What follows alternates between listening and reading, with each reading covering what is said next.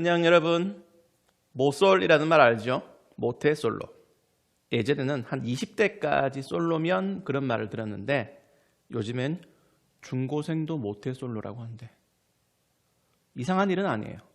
본래 이성에 대한 관심은 자연스러운 거니까. 하지만 그 자연스러움을 벗어나면 안 되는 것이기도 해요. 오늘 잠언에서 그걸 알아봅시다. 기도할게요. 하나님 아버지, 오늘 하루도 저희에게 주셔서 감사합니다. 어떻게 살지, 무슨 생각으로 살지 말씀을 통해 가르쳐 주세요. 예수님의 이름으로 기도드립니다. 아멘. 오늘 본문은 잠언 6장 20절에서 35절이고 제목은 쫄딱 망할 각이에요. 뭐가 망하는지는 본문을 읽어보면 금방 발견할 수 있어요.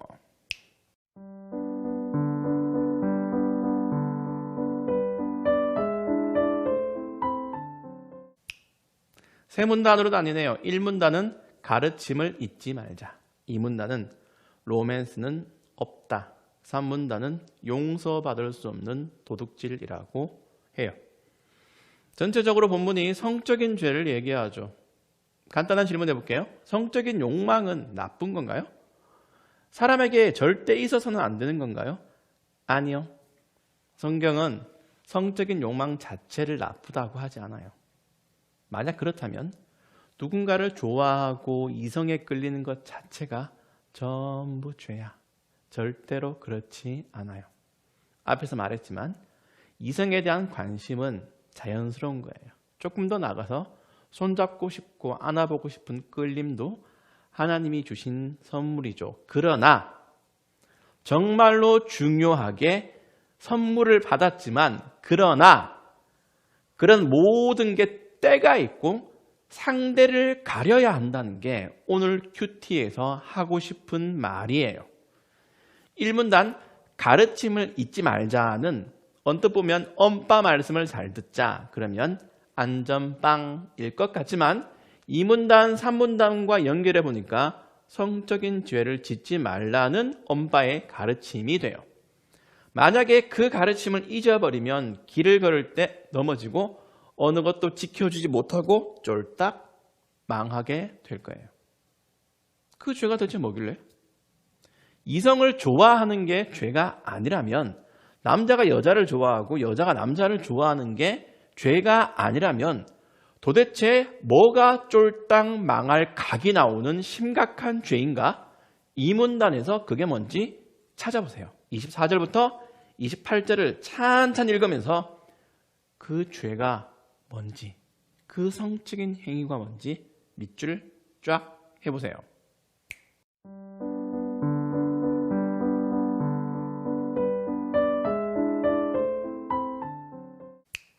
불륜이죠.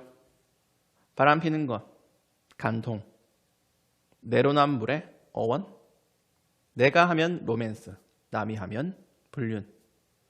아니요.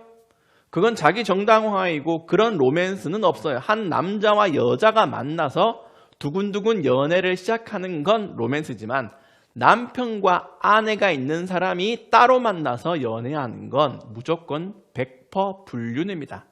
이게 1문단에 나오는 엄빠의 명령과 가르침이고 성경에서 절대로 금지하는 죄악이에요. 3문단은 그 죄를 저지를 때 일어난 폭망사태를 묘사해요. 다시 읽어볼까?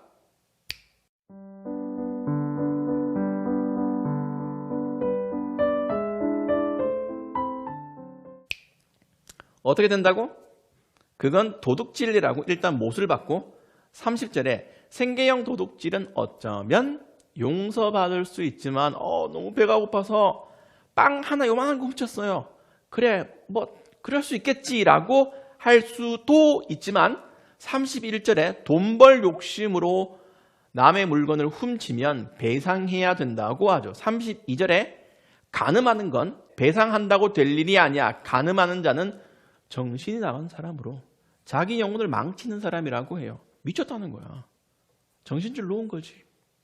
온갖 비난과 쌍욕을 다 들어야 할 인간이 바로 간음한 놈이래.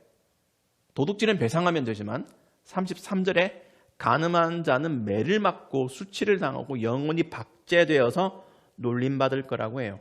심지어 34절에 남편이 눈이 뒤집혀서 사적 제재를 가할 거라고 하죠. 이 시대의 불륜은 사람들이 둘러싸서 돌로 쳐 죽일 정도로 나쁜 죄악이었어요. 그런 건 절대 로맨스가 될 수 없어. 성적 판타지가 될 수 없어. 그래서 27, 28절에는 사람이 불을 가슴에 품고 자기 옷을 태우지 않을 수 있겠느냐? 사람이 되지 않고 타는 숯불 위를 걸을 수 있겠느냐고 반문해요. 불륜이 로맨스라면 사람이 숯불 위를 걸을 수도 있고 파리도 독수리야. 솔방울로 수류탄도 만들 수 있어. 전부 말도 안 되는 헛소리라는 거지. 이렇게 성경은 불륜, 간통을 악한 죄로 취급해요. 여기서 적용해보자. 여러분은 어떻게 살래요?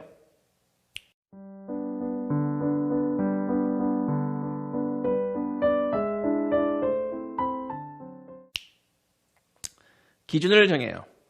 1문단의 엄빠의 말씀은 사실 엄빠를 빗대어서 하나님의 말씀이 그렇다고 알려주는 거예요. 하나님의 말씀이기 때문에 우리를 인도하고 지켜주고 생명의 길이 되는 겁니다. 오늘 본문에서 정확하게 불륜을 가리키기 때문에 여러분은 이 부분을 어릴 때부터 명확하게 해야 해요. 이제 청소년인데 불륜과는 관계없을 것 같지? 아니에요. 결혼하지 않는다고 불륜에서 자유로운 건 아니야. 성적인 부분에 대해서 성경의 지침을 잘 따르며 인격을 다듬어야 나중에 그 죄를 짓지 않는 겁니다. 그래야 할 만큼 이 시대가 참 음란하고 악한 세대예요. 구체적인 기준을 정하세요. 끌림이나 이상형 같은 자연스러운 감정, 그 선을 넘는 걸 조심해야 돼요. 야동은 그 폐악에 비해서 단어가 너무 귀여워.